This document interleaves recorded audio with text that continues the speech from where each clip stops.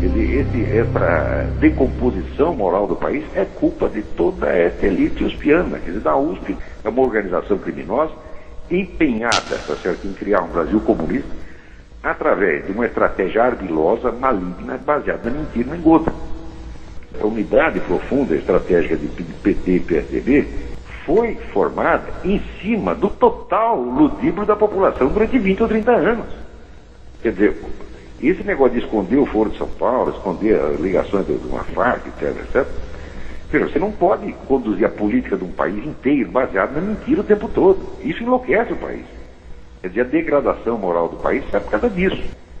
Essa gente, PT e PSDB, vem da mesma origem, é tudo aquela turminha da USP. Isso está combinado há 40 anos, há uma estratégia comum. Essa famosa estratégia da tesoura, você tem um partido comunista e um partido social-democrata, e eles ocupam o espaço inteiro, eliminando a possibilidade de uma oposição conservadora, liberal, etc. Mas se houvesse um governo Serra, significaria a liquidação dessa democracia. Né? E cria-se uma direita e uma esquerda, quer dizer, a direita da esquerda e a esquerda da esquerda, assim como na União Soviética. Né? A esquerda era Trotsky e a direita era Stalin. Né? Isso é uma receita de Lenin que jamais falhou. Você não precisa de um partido, você precisa de dois, né? Pelo menos dois. E adotaram isso no Brasil. O Fernando Henrique sempre confessou que era um estrategista gramsciano, aliás, se gabava de ser um estrategista gramsciano muito melhor do que os do PT. Você estudar o Gramsci assim, com realismo, em que consiste a política do Gramsci, a estratégia do Gramsci? Consiste em seguinte: não se fala mais em socialismo, esquece a palavra socialismo e mete-se, né, valores socialistas em tudo quanto é lugar, sem nome. Mas todo mundo vira socialista sem saber. O que é isso aí? Isso é um estelionato. O Gramsci é um sistematizador do engodo. Uma das pessoas mais baixas, desprezíveis que já existiram, né?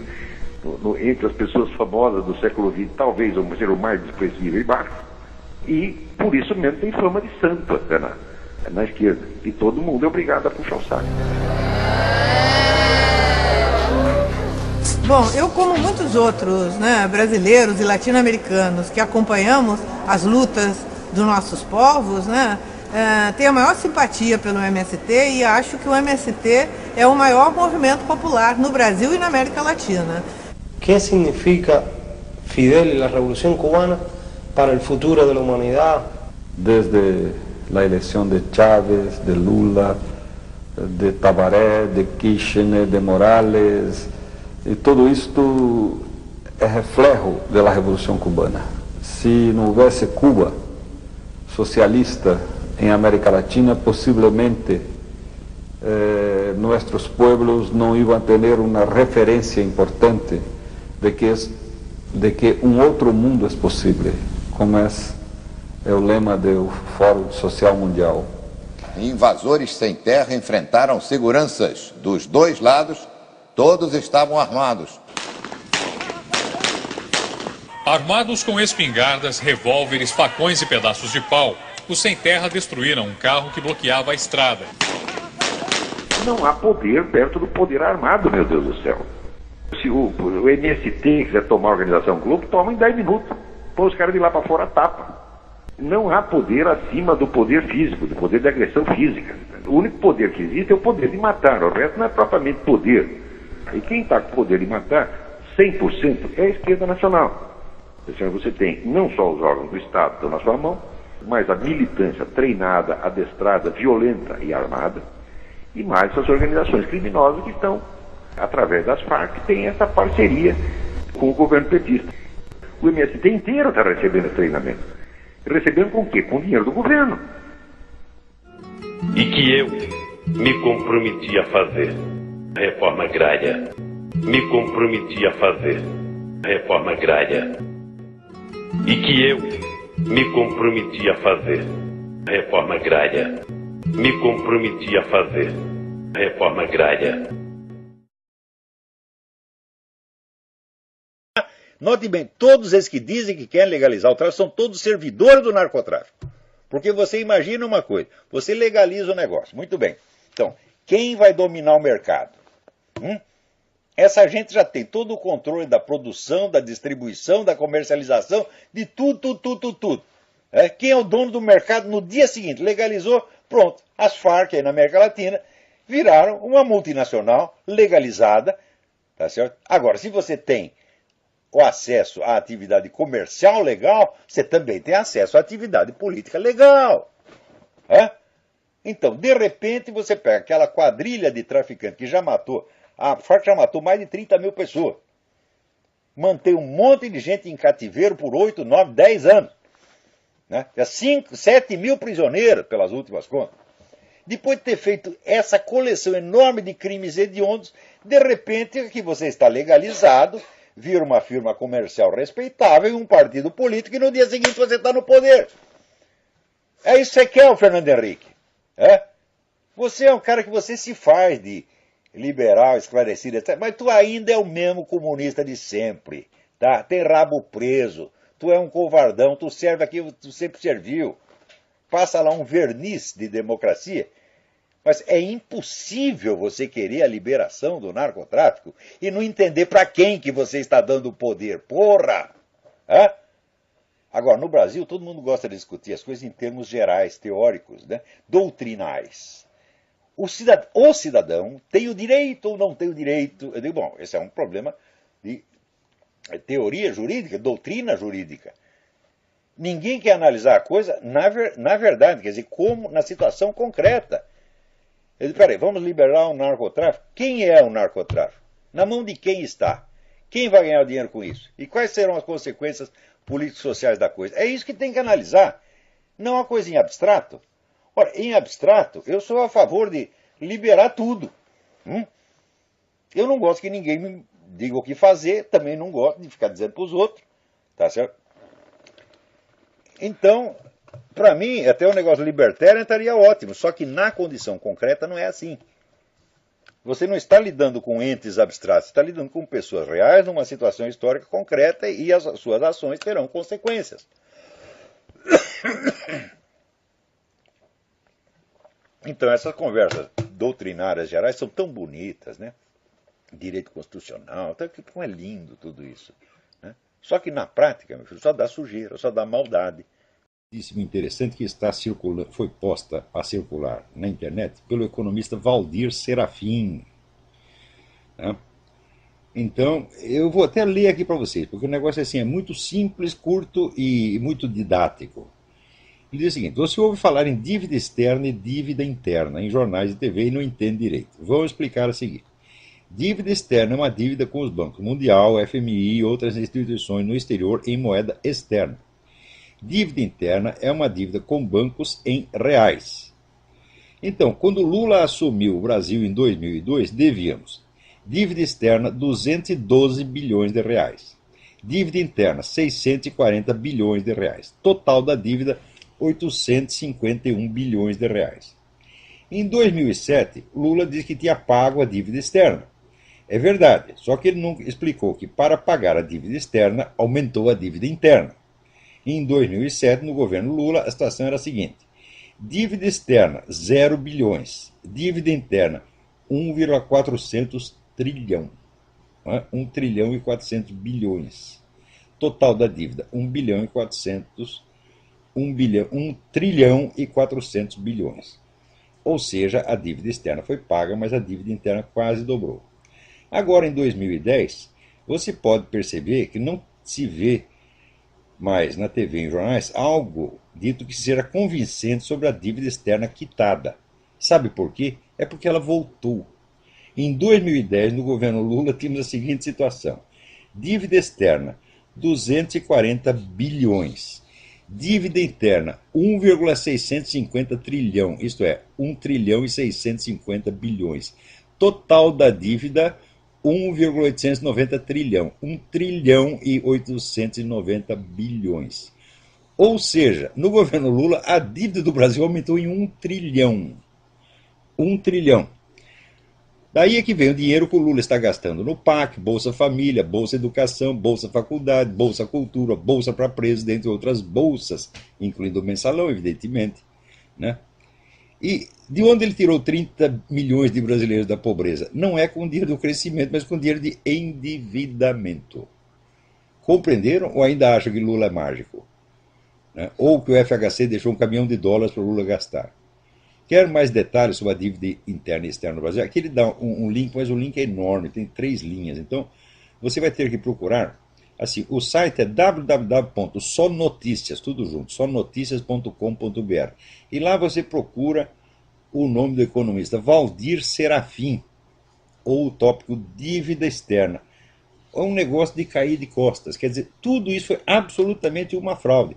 Lembra que 30 milhões de brasileiros foram retirados da pobreza, da linha da miséria, no tempo do regime militar, quando a população era 1/3 do tamanho que é agora. Então, 30 milhões de pessoas era um monte de gente na época.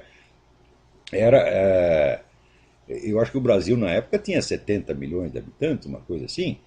Quer dizer, que tirou metade, praticamente metade da população da linha da pobreza e botou todo mundo para trabalhar, inseriu as pessoas na economia.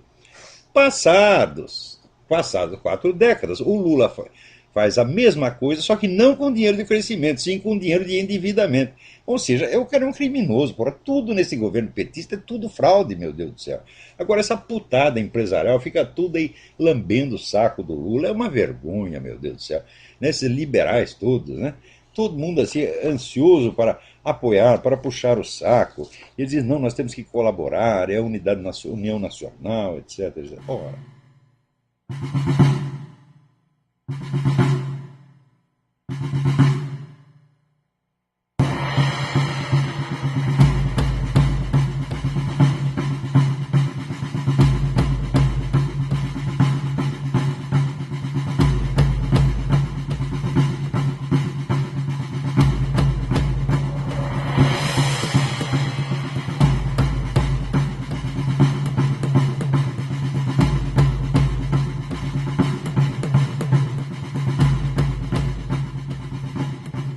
O Brasil hoje é visto como um dos países que mais trilha o caminho do desenvolvimento financeiro. Com seu produto interno bruto estimado em mais de 4 trilhões de reais, ele é considerado já a 6ª maior economia do mundo. Ao mesmo tempo que o país é rico, ainda falta investimento em sua população, que ainda sofre as consequências da grave desigualdade social. Mas onde será que esse dinheiro é investido? Parte dele é destinado ao pagamento de empréstimos a bancos e instituições estrangeiras, parcelas com juros altos que nunca terminam.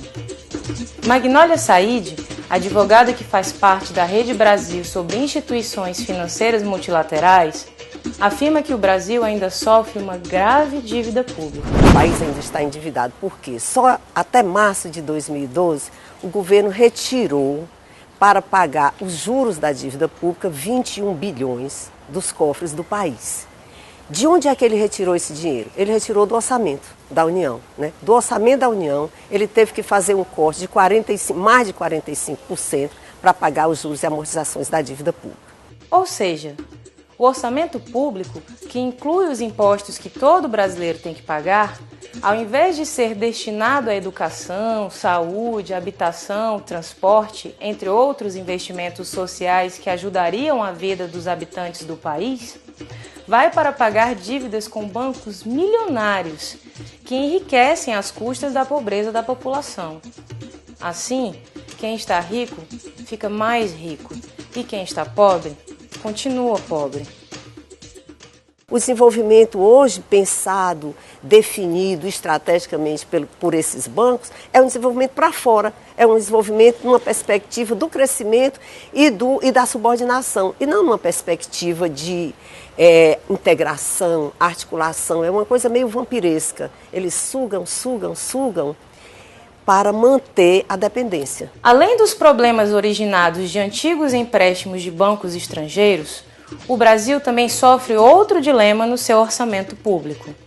A vinda da Copa do Mundo, entre outros chamados mega eventos, trouxe para o país a necessidade de investimento em obras como aeroportos, estradas, metrôs, VLTs, estádios. Mas de onde será que o país, que já não consegue dinheiro para resolver os seus problemas sociais, irá retirar a verba necessária para financiar essas obras?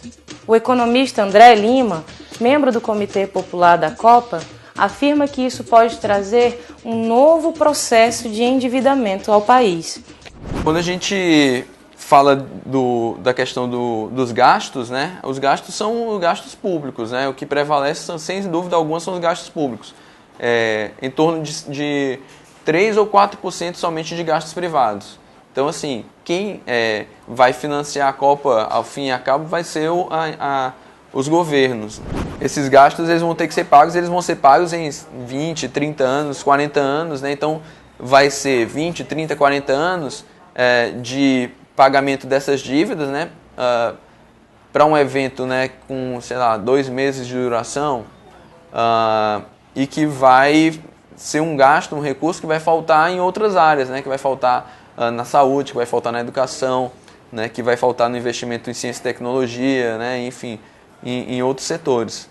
Com tanto endividamento do país, com pagamentos de antigos empréstimos de grandes construções, qual seria parte da solução desse dinheiro voltar a ser destinado à educação, saúde, transporte e habitação?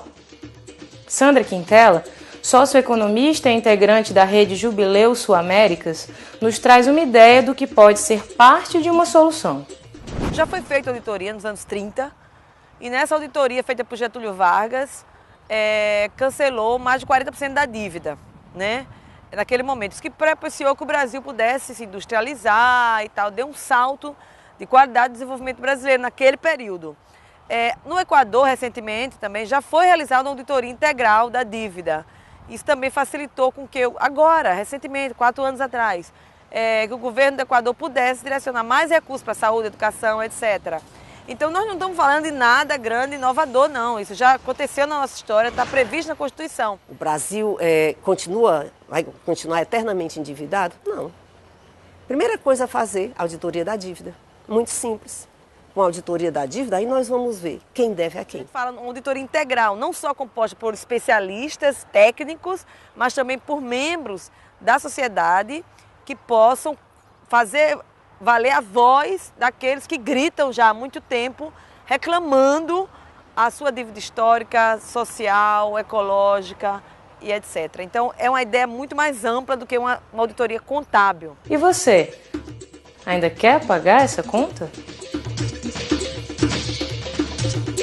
Cansei de sofrer, cansei de ralar, de pagar pra ver o que a vida me dá. Minhas contas eu pago, mas sempre eu vi que tava devendo ao FMI. Depois me disseram, se acalme rapaz, ao FMI não devemos mais. Tomamos emprestado pra poder pagar e agora os banqueiros começaram a cobrar. Tô pagando como? Tô pagando como? No PIS e no COFINS, no IPVA. Tô pagando como? Tô pagando como? No metrô e no busão que tenho que pegar. Tô pagando como? Tô pagando como? Na feira, no mercado, na mesa do bar. Tô pagando como? Tô pagando como? No ingresso do meu time que hoje vai jogar. Tô pagando como? Tô pagando como? Na conta de internet, telefone e celular. Tô pagando como? Tô pagando como? Essa conta tá salgada, eu não vou pagar. Essa conta tá salgada, eu não vou pagar.